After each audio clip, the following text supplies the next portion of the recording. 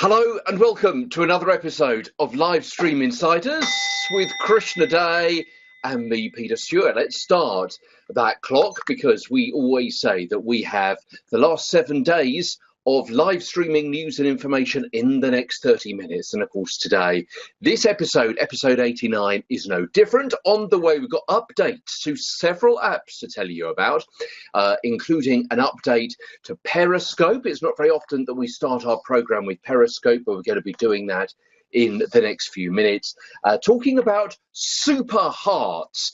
And there's a bit of confusion about how they all work and exactly why Periscope has decided to do that. And also Be Live TV. You know what? Krishna is a bit of an expert on Be Live TV, so she's going to be talking about that in a few moments' time.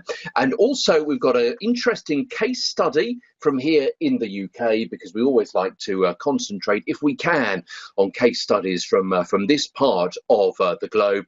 And also we've got some updates to Instagram as well. Plus, you never know, Krishna may slip in a few other hints and tips that she's come across in the last 7 days as well. Talking about whom, here she is, Krishna Day, the tech expert of this particular outfit. Well, I don't know about being a tech expert, Peter. And hello, everybody who's watching here. Thank you so much for being with us here for Livestream Insiders. All I can tell you is, like you, I learn something new every day. So I just have one step in front of the other. But you're absolutely right. I'm actually going to sneak in two different things. In fact, you don't even know about them in terms of us having that conversation about the show. So I've actually sneaked in two stories which are going to replace what I was going to talk about, because I think they're much more relevant for you, our viewers. Thank you if you're watching here live. Thank you if you're on replay. I'll sometimes have my head down, as will Peter, just checking out the comments that are here. And thank you to Blue Jeans for providing this great platform for us, which also gives us access to an HD recording. I know some of us are struggling with that in terms of when we want to repurpose content from Facebook Live, and we're able to do it because of Blue Jeans. Here on the Livestream Insiders, we try to keep our shows to about 30 minutes. I say about because sometimes it's down to me that we go over, but our goal is to make sure that we give you the latest tools, technologies, case studies, tips, basically for you to be able to integrate live video, live streaming of audio, which we've covered as well, in terms of in your communications plans, your marketing plans, your employee engagement plans, your crisis management plans, whichever it is. Now, one of the great benefits we have here in terms of on Livestream Insiders, I have the ability to partner with Peter, and Peter brings with him a lot of experience and expertise in terms of in media, traditional media, because he works for a very well-known large international broadcaster. And so we can't say who it is. It's very easy for you to find out who it is. But that's one of the differences here, because you're getting some perspectives, not just in terms of, as many people may do, in terms of social media or social video. You're getting a perspective from me in terms of organizational perspective, but from Peter very specially is actually the perspective in terms of as a broadcaster. Anyway, enough about the perspectives of what we hope you'll get out of the show. I'm going to pass it over to you, Peter, to cover the first story. Well, Krishna, you're very kind. And in fact, for the well-known British broadcaster who I work for, over the past, I would say 15 days, I've been pretty much on the road. Certainly I was on the road for the last 10 days. And I must have done about 50 recorded and edited video interviews and half a dozen lives and a couple of hundred photos, which have been posted on various social media accounts. That's been really interesting. Travelled across the southeast of England. Anyway, so let's first of all talk about those pros and some cons about monetizing your live stream. And it's been particularly interesting to see how it's been received and perceived by some various organizations that we've been following. And also we've dived in and had a little bit of a look ourselves at how you can make some money out of your live streams. And you can do that so long as you can jump through a couple of hoops. And it's not really, from our perspective, certainly mine, particularly easy to kind of get your head around hearts and coins and virtual coins and stars and monetization. I don't really think that Periscope has made it terribly easy, particularly if you are starting off with Periscope/Twitter, because it only works on Periscope, and it only works if you're at the moment in the US and you've got to sign up for things, and then you've got to be verified. And boy, oh boy, my head is starting to spin already. But let's see whether we can't kind of lead you through this first of all. Now, the new process is called, or the new feature is called Super Hearts. And what that means is that viewers can buy in-app hearts with real money and gift them to the broadcasters as they watch them, and then those broadcasters can cash out those virtual gifts for real cash. So already it's got a little bit confusing, hasn't it? And essentially what that means is that if you send super hearts to the broadcaster of your choice, then that means that you get a little bit more attention as you send that person a little bit of love. But as I say, it is all down to a few certain caveats. So anyone can buy those super hearts, but the person who receives them can only cash them in if they are a super broadcaster. And that means that you've got to kind of sign up to the whole process. But even then, you can only cash them in as a super broadcaster once you've accrued about $175 worth of gifts. It's all a little bit confusing. So you buy super hearts with in-app coins, and broadcasters receive those super hearts through stars. And there are 3 different styles of super hearts depending on the different value of the stars that you get. I don't know whether Periscope could have made this even more confusing. You convert the hearts into stars, and each stars are worth, well, once you've got about 185,000 stars, then you get $175. You following this so far? The broadcasters don't get all of the money. They don't get all $175. No, because you only get about 70% of those, because some of the money goes to Apple, because that's how you buy the in-app hearts, and also some of it goes to Periscope as well. Now, super hearts are rolling out on iOS and Android. At the moment, you only get them if you are actually in the United States, but it's going to be rolling out to everyone pretty soon. And it all comes down to, well, the craze for gifting monetary values to your broadcaster that have come certainly from from China, as we've seen before, but also apps like Busker that we've also seen. And also it's a way for Periscope to perhaps trying to get more people on board to actually get some monetization from their programs rather than in-app adverts, which is the way that some other broadcasting companies are going, the likes of Facebook Live, for example. Now, if you're actually watching a broadcast, all you do is you tap on the super heart icon as soon as it appears on the screen, and then you can actually start sending those super hearts to the broadcaster who you are watching as well. So let's have a quick look at some of the different values that you can get when you want to send those super hearts to the broadcaster you are watching. So those virtual coins start off around about 99 cents. Well, it is 99 cents, but it's yet to see how those are valued when you actually get in, when you're watching from another country, because of course you may be watching from one country but watching a broadcaster from another country. So that's a bit more confusion that we're yet to see how that's going to actually pan out. But let's stick to the 99 cents at the moment, and they range from 99 cents up to $100, and you can buy 3 different kinds of super hearts with those coins, ranging, as I say, from those cheaper basic hearts covered in plus signs, as we've seen, to more sparkly hearts which cost a little bit more.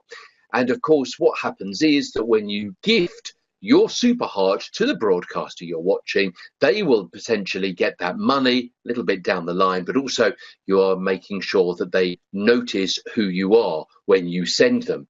So 99 cents will give you enough coins to send roughly 30 basic super hearts. It's very confusing, isn't it, Krishna? Because you're buying virtual coins, which will allow you to buy a certain number of different kinds of hearts, which then gets converted into monetized coins the other end. But then the broadcaster who you're sending them to gets a certain number of points, but they only get 70% worth of the actual monetization value at the other end of the line. All of this, incidentally, allows you also not only to get noticed, but also to appear on a leaderboard as well. So it is revenue for Twitter, as I say. It also means that the broadcasters can get a little bit of revenue, but certainly the broadcasters who we've seen quoted have said, you know what, I can't see me making much money out of this at all. It's only going to be a certain amount of pocket money that they reckon they're going to receive. It's all quite difficult to sign up for you to get the coins to send to your broadcaster, and also for the broadcaster to sign up as well, because they have to be a super broadcaster to be able to get the money downloaded at the end of the day. And these are some of the criteria they've got to meet. They've got to be, well, first of all, a US resident at the moment as well. They've got to have an active Periscope account for the previous 30 days. That's not too difficult. They've got to have a balance of stars of 185,000. As I say, that accrues during the course of various broadcasts. They've got to have at least 5 broadcasts publicly available over the course of the previous 30 days. Of course, that means that they've got to keep on broadcasting, so they've got to be quite relevant and quite obvious in the broadcasts of Periscope over the course of the previous month. They've got to have an average of 50 live viewers and 75 replay viewers per public broadcast. They can't have violated any of the community guidelines. They've got to stick to the terms of service, and they've got to obviously successfully complete the cash out application process. So as I say, it is all a little complicated, and it is all a little difficult. It's not straightforward. Now, part of the problem when this went live earlier on in the week was that a lot of people said, well, hold on, if I'm doing a broadcast which didn't go perhaps according to plan, or was a broadcast which perhaps had a little bit of privacy details, or is one of those that I just wanted to get rid of because maybe it didn't work terribly well, that means that I'm likely to delete it. And if I delete it, that means that I lose all of the hearts, all the super hearts, which I get. So Periscope quickly rushed out a bit of a fix, which meant that now what you can do is you can hide your Periscope broadcast rather than delete it. And if you hide your broadcast, that means that you keep your super hearts that you've been sent, which still therefore count towards your leaderboard, which still count towards your 185,000, which still count towards your monetization at the end of the day once you've reached that level that I was talking about previously. It's a bit confusing, isn't it, Krishna? Could it have been made any more awkward? Surely to goodness it could have been a bit more straightforward. Anyway, we're going to be hearing a little bit more about what the creator of Periscope says about various things in a few moments' time when you come back to me. That's Kayvon Begpour, of course. But Krishna, really interested in your views about how this has been kind of rolled out and how it's been set up. With the real life monetization, you're buying virtual coins, you're buying and sending different levels of hearts, and then that's converted the other end into virtual coins, and then the broadcaster gets not all of that coins but only 70% of the monetization at the end of the day, only when they've reached a certain level and only if they've signed up in the first place. To me, that's about 7 complicated things, 7 complicated hoops that the broadcaster and the viewer have to jump through. Not everybody likes this introduction of super hearts, I have to say. And I've been watching some live streams. In fact, some people have been getting super hearts about the live streams they've done about super hearts and super broadcasters. But they're actually not even able to claim any of the super hearts that they've been given. So people have bought coins, given people super hearts, and those people are nowhere near being able to redeem them. And I think that's one of the challenges in terms of it's perhaps a little bit complex. It's great to see that Periscope has got an opportunity for monetization for broadcasters who've been using it. It's also great to see that not only that, But in fact, they're introducing it in the US first for super broadcasters, and then it will be rolled out. But I don't think it's realistic for everybody. There's probably other platforms you could use, such as YouTube and other platforms we've talked about previously, if you want to be able to access monetization in that way on your streams. It does leave me wondering, though, about organizations using the platform, because is this going to put them off? And is this going to mean that they need to be looking at the relationship with Twitter for Twitter Live, which is, as you know, Peter, really available for large organizations and for broadcasters, and it's been for momentous events, versus smaller organizations, even tiny micro organizations who've been successfully using this feature. So in terms of, sort of using Periscope, not the Super Hearts feature. So just something to consider, but it's been interesting to watch the feedback, because nobody, I mean, remember, it's a free platform, but nobody likes change. None of us like change, but it is perhaps complex. And so I think particularly from the perspective of the person, let's say I watched your Periscope, which is how we first met, and I decide I want to go and, reward Peter. And so as an individual, I might go off, and of course it's getting lots of coverage at the minute because people are talking about it because it's just launched. But let's say in 2 months' time, I go off and I make a purchase of some super hearts, or kind of the coins I can use. I give you a bunch of super hearts because I really value what you're doing.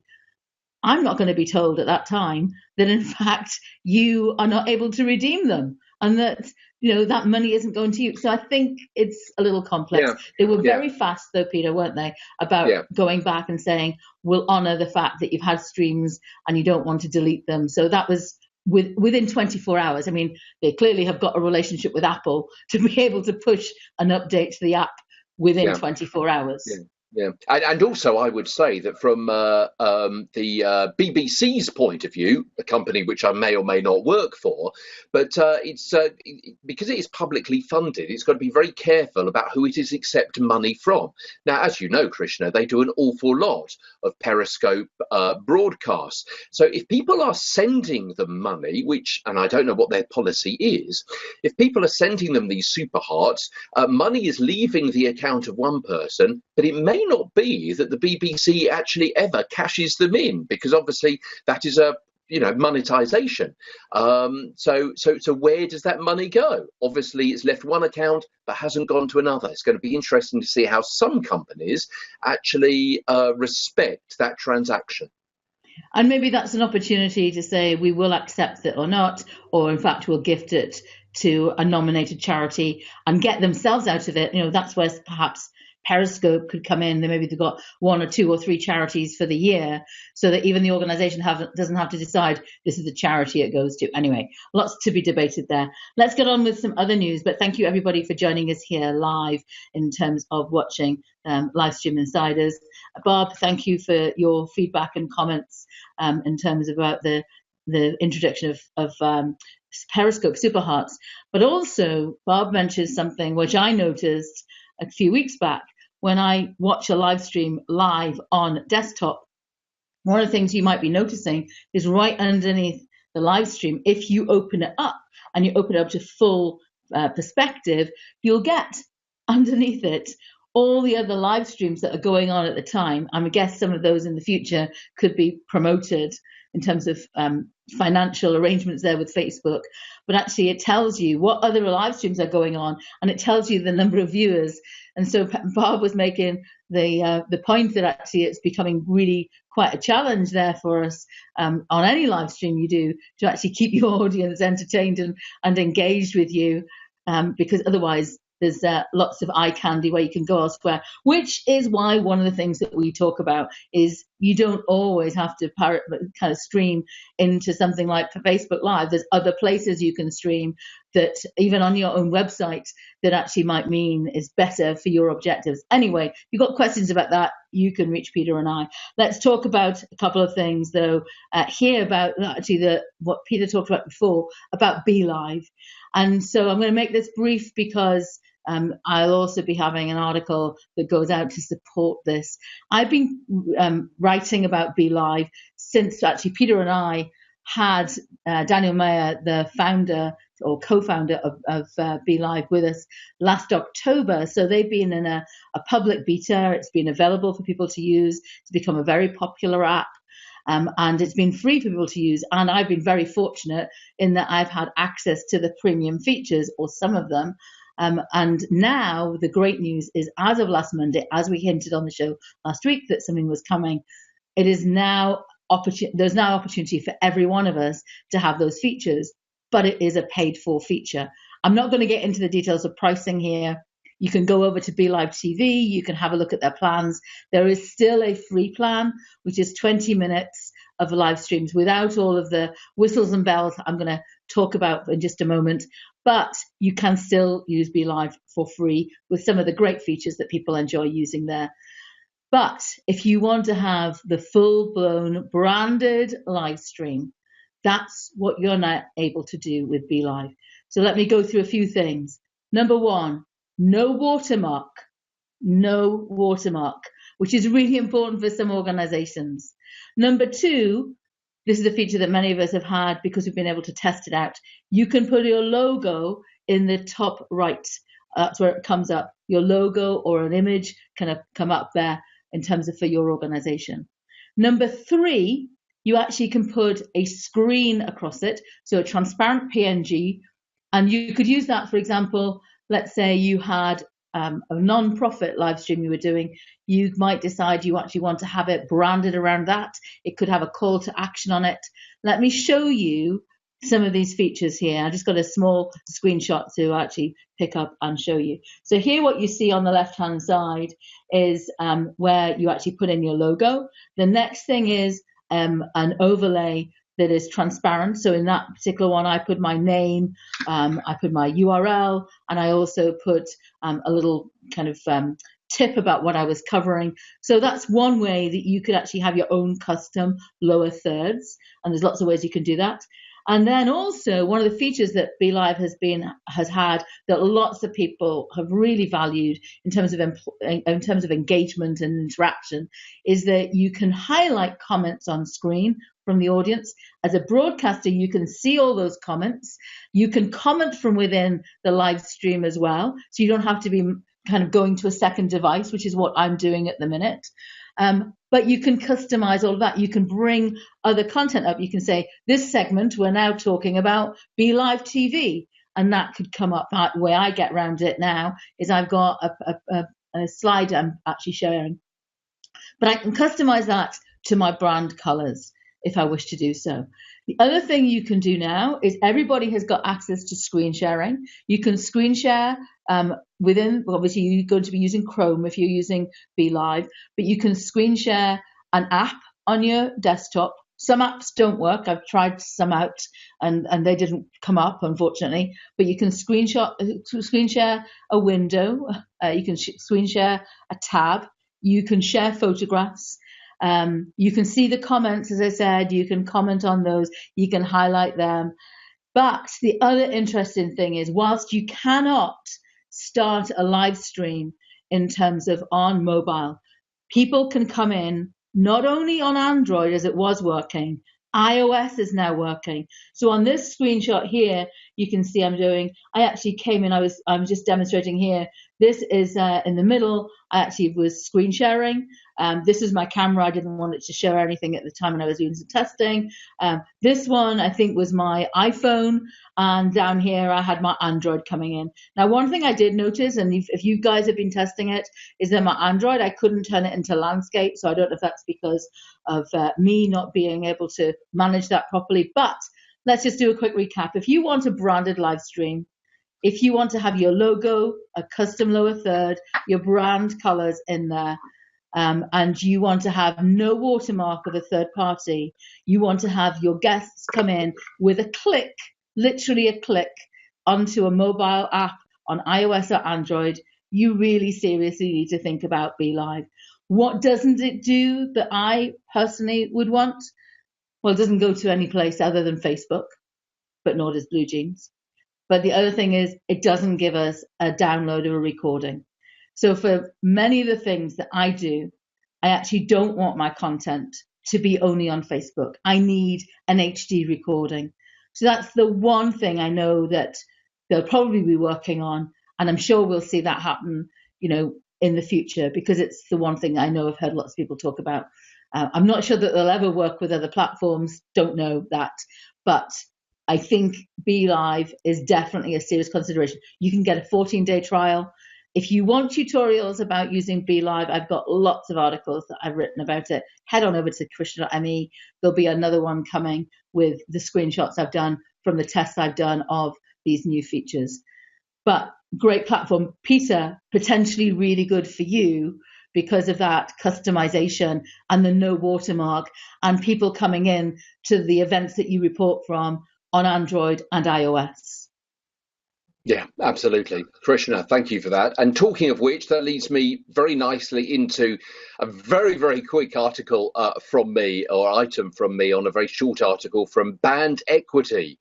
.com, and that was a short interview with Periscope's Kayvon Beck-Poor. You know what? He's only 27. He's only 27, and I must admit he's probably a millionaire now, isn't he? After selling Periscope to Twitter, and they did a short interview with him, and they asked him for several questions. One of which, what's your favourite example of Periscope being used? And he said it was the example of the House of Representatives when C-SPAN got cut off a year ago, and the Congress people there went straight into Periscope, so they set up their own TV station live from Congress. And talking about Be Live, he said that one of the questions was, there are several clones of Periscope out there. What do you reckon to that? And he said there's going to be competition. I'm not surprised they'd enter the place and enter the market. It's flattering they liked what we're doing enough to want to copy us. The more the merrier, which I thought that was pretty decent of him. But frankly, what else could he say? Krishna, back to you. Well, talking about Periscope, remember those days when it first launched, and the fact was that we actually couldn't access the content. Remember, there were other platforms that arose as a result, so we could actually download the content. And then other things like, well, you could only have the access to it for a certain amount of time, 24 hours. Guess what's happened now? Instagram, of course, owned by Facebook, has now got the ability that when you go live on an Instagram story, which remember pops up right at the top of Instagram, so really good for getting visibility. One of the things that you might have been put off in terms of actually using Instagram was the fact that whilst you could download the story, there was no way that people could actually watch it on a replay. That changed this week. You can now turn on the ability to actually allow people to watch your replay for 24 hours. And of course, then you're going to get some analytics. I'm sure more will be coming, particularly for business accounts. But you can see the screenshot in there. It actually shows you just where the announcement in, of course, an Instagram story, talking about Instagram stories and live stories, saying that you can actually turn that on. So the thing you'll notice if you're on Instagram, and it's become very popular as a platform in terms of live streaming, 250, in fact, not just live streaming, let's look at the Instagram stories, 250 million daily active users it's now grown to. So really significant. I think a lot of people have gone back to Instagram because of what you can do with Instagram stories and getting that visibility right at the top. And what happens is, you see there in my screenshot that basically you'll see a little red video button, play button, where you'll see that somebody was live, and I can click on that. And once I've viewed it or viewed part of it, when I come out, it's actually then grayed over. So I know that I've actually watched that. So really interesting that we're actually going to be able to actually make that available for 24 hours. I wonder if they'll take a leaf out of Periscope's book and actually make it available, if we wish to, for longer than that in the forthcoming months. I'm sure they'll be constantly testing that. So that was great news, I think, if you're using Instagram stories and using live video on Instagram stories this week. Case study corner now from me, very, very briefly. Shanti Helam.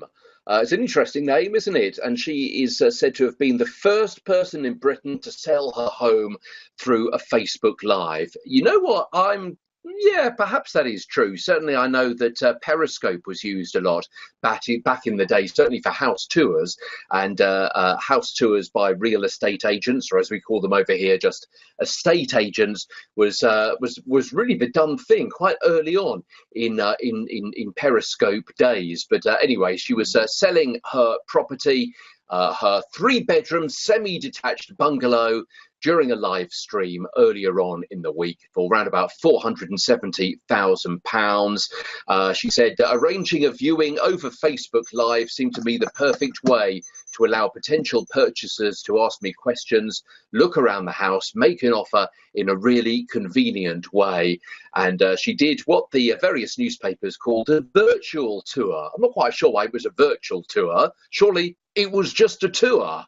Of her home. If you watch a TV program or a movie, you don't call that a virtual story, do you? Or a virtual tour of something. It was a tour of something. Now, I haven't been able to see whether or not it was actually successful. It may be a bit too early in the days since that program stopped to actually know whether or not it was successful and whether or not it was actually sold as a direct result of that Facebook Live.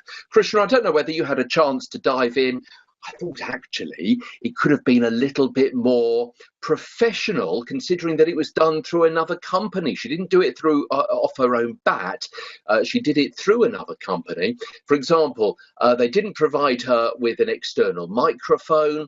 There was no stabilizer being used for reasons best known to themselves, and it could be done either way, but they decided to do it in portrait rather than landscape. And I would have thought if you're showing someone around a room, around a property, I would have thought in those circumstances landscape would probably be better than portrait. There was a few really basic things that they didn't do right. For example, you saw a reflection of the person holding the camera in a mirror several times. So the operator didn't seem to be particularly professional, and also the operator turned around so they could see where they were going, rather than perhaps to be guided backwards by maybe someone who was helping them. So it didn't look as though perhaps they'd rehearsed the route or rehearsed what it was that they were going to be saying at each individual place. And also, Shanti herself, really authentic, a real life person. She was talking through her own home, which was fantastic, but she wasn't necessarily talking about the fantastic selling points of the property. For example, I did see on one particular part that she opened up a cupboard, which you didn't see in. She said, "This is really big." Well, that didn't actually sell the particular point of that cupboard to me. I would perhaps have wanted a professional presenter or a professional real estate agent there talking about the merits of the different rooms, as well as Shanti herself, and as well as a professional broadcaster or periscoper or Facebook Liver to be there holding the camera with the right way round, maybe with the stabilizer, external mic as well, and for the whole thing to have been choreographed a little bit better than it was. It was authentic because she was the person that owned the house and lived in it, but I didn't think it was professional as it could have been to have maybe have got the sale at the end of the day. Just a thought anyway. So it'd be interesting to see whether there's going to be any more of those in the future. Can say is you can see the exacting standards that this guy works to because of the fact of all of that feedback. So how simple was the platform, was the organization where the live stream was done? I hope they come back and watch that piece of the segment, Peter, because they actually got a lot of tips there. And in fact, live streaming for real estate, as you described it, has been available through Google Hangouts on Air for a long time. I've known people many years ago doing that. As you rightly say, Periscope was used, and that was, again, back in 2015. It may well be the first time it was done from a Facebook perspective and Facebook Live perspective. But you know what? That is a tip for you if you're in communications. They got media coverage. They got picked up as a story in a regular UK newspaper because of the fact they could say they were doing something different. Sometimes getting coverage is about not being necessarily the first, but the first to tell people about it. So I think you can actually learn about it from the perspective of actually a comms piece. But yeah, lots of things there in terms of Peter's tips. The other thing I would have said was when I watched it, they did get quite a good number of actually replays, views in terms of that. Oh, sorry, not replay views, views of that. They got quite a good number of that people watching that content. But the thing that I did notice is that what they did as best practice is they took a recap, they did a very fast recap, posted that as a separate video. They also, in the screenshot I shared, is they were also directing you to the website where you could see higher quality photographs of that and more information. So if it's done nothing for her other than build some interest and get rid of the tire kickers, it's a great way for people to actually view a property in terms of through live video or 360 live video, and you get a sense of it, and then you can get rid of the people who don't want to come out at a certain time of day to actually have a look at it, or a certain location. And in fact, there was a really, really good example of that in Ireland. If you want to know more about that, you can message me online, but there was a really, really good example of actually integrated digital ads with live video for an organization from about, again, back in 2015 or maybe early 16, which I picked up as a case study and I shared it at some events I was at. Anyway, the one thing I would say if you were going to do that to add on to Peter's tips is hold the position for longer. Hold the frame. Because when I was watching the person who had the camera, they were going too fast. So they went into the garden. They didn't walk into the garden really, but they actually it would have been beneficial to actually hold the frame for people to have a look at it. Because you know what? People take screenshots. You know, you'll see the official photographs on the website, but people want to see the real situation. And therefore, particularly on Periscope, you can see when people are taking screenshots, but people may well be doing that on Facebook. Good on them. They got coverage. We hope we've given them some tips, or you tips if you know what you're actually thinking about, actually cutting out the middleman and or woman or person, and actually doing your own sales of your own house. Anyway, two quick things to finish on from me. The first thing is, I'm afraid I'm not going to benefit from this, but you might be able to, and Peter's organization might be able to, and that is something that's been announced at VidCon, which has been taking place this week. And at VidCon, it was announced that there was going to be a new Facebook creators app. So this is going to be for the people who would have had verified pages. They've had the Facebook Mentions app. They've been able to do things such as have access to Facebook Live before the rest of the people like me and maybe some of you. And that's going to be announced later on this year. So watch out for that. That was announced. And in particular, they're going to have features in there, which I think is going to be really beneficial, particularly if you want to stream in terms of actually from your mobile device. One of the things you'll be able to do is you can actually have an intro there, and you'll also have an exit. So you can already have that preloaded into the app. So I think that's interesting. And also from frames. So again, maybe some of the custom content that's going to help you. Again, it's going to be available from mobile. So that's going to be interesting, I think. And the words I picked up when they were talking about this is all about something specifically in terms of building community. And there's been a whole shift in terms of, or kind of a reorientation around community and what it means for Facebook. More about that, you can watch Mark Zuckerberg's live stream that he did this week. But it's about making your content social, personal, and authentic for storytelling. So if you are using Facebook Mentions, I'm sure you'll get a notification about having access to the Facebook Creator app available later on this year. Another one, just in terms of I guess I describe it as a public services announcement. Whilst it's not live video, this is something that I think we all need to be aware of, because every one of us know people or have family members who are teens who are using Snapchat, I'm sure. And Snapchat released an update to their app, and it is not intuitive in terms of how you find it. But what you can now do, and this actually, it's almost like back to the beginning of the show when we're talking about Periscope. This reminds me of something that Periscope introduced and then came back on for a little while in terms of it's not so focused. But if you're in Snapchat, what you can do, you can pinch the screen. And I've got a longer video about this that takes you through it. You can go over to my page at Krishna Day, and there's a link to that. It will be in the notes for the show. But I did a little video to show you how you can manage this and why you need to manage it, and talk to your teens about it. I'm not saying take their phone off them, but just make them aware. Because let me share with you, when I went on to Snapchat, I could go in, and I've not brought everybody up that I could see, and I haven't zoomed right in, but you can pinch the screen once you're on selfie mode, and you can then see a map, and you can zoom right in, and I could see people's homes. I could see a very, kind of fun, attractive visualization of a map and where people were. And that's not about necessarily where they're sharing content from. It's the last time they opened up Snapchat. The last time you go into Snapchat and you open it up, it will show you. And here is Rob. And when I went in and I looked at Rob, I could see he was at a particular location 4 minutes previous to when I was there.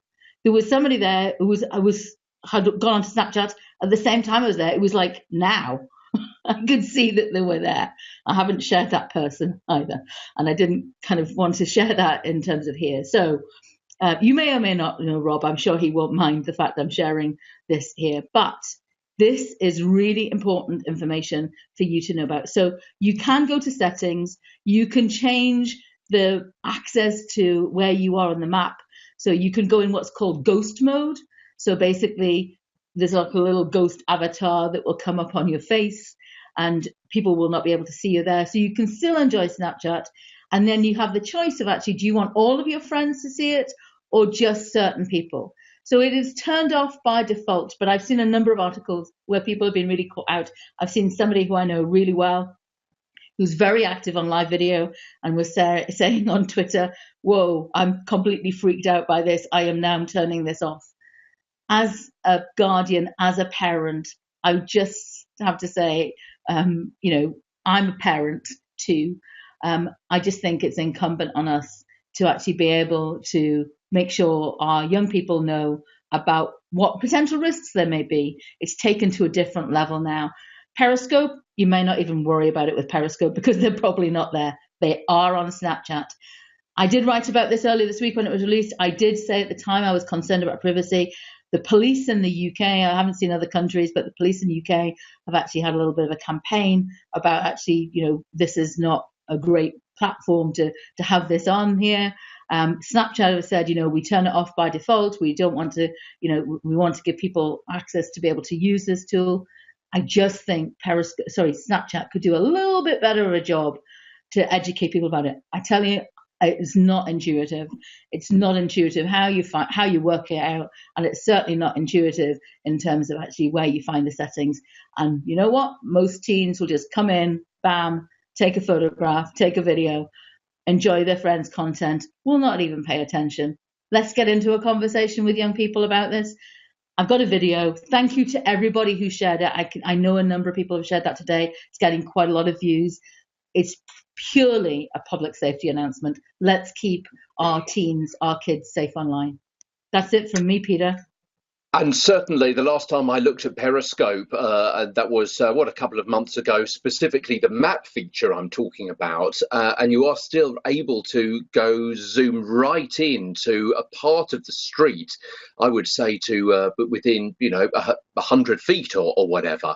And there was talk about 18 months ago, soon after, in fact, Periscope started, they did make the map much more specific. And there was talk then about whether there should be some kind of slider that the broadcaster could use so they could decide themselves how closely aligned with the map that they would be able to to be found. But you know what? That's not come in, and that's another example that maybe that you want to talk to your kids about, and certainly bear in mind for yourself as well. We've seen examples, haven't we, Krishna, of people who've had their phones stolen off them while they've actually been broadcasting, and that is not unusual at all. Okay, that is it. We're a little bit over time, but that's because we cram so much information in, because that's what we try and do here on a Sunday for you. So thanks ever so much for watching. Larry, I think you're new, sir. I don't remember your name before, so really appreciate you coming along, as well as our regulars. Of course, we really value the thoughts and the time and the comments from the likes of Barbara as well. Barb, thanks very much indeed for coming on. Whether you're watching live or whether you're watching on our recorded program, we really value the fact you've put aside your minutes and your megs to watch us on Live Stream Insiders. And of course, you can watch all of our previous shows as well as this one. There's another 88 to see, because we reckon we're probably the longest running regular show on live streaming on a live stream platform. We certainly decide to go nowadays via our friends at Blue Jeans onto Facebook Live, but we've tested out several other platforms as well. And in fact, we've had guests of other platforms on this platform to tell us about what they've been up to as well. The news, the case studies, the hints and the tips, all crammed into about 30 minutes this time on a Sunday. Thank you so much indeed for watching. Our case notes will be available with links to all of those stories that we've mentioned very soon, courtesy of Krishna, and we'll be back with you on Live Stream Insiders. That's Krishna Day and me, Peter Stewart, in another 7 days.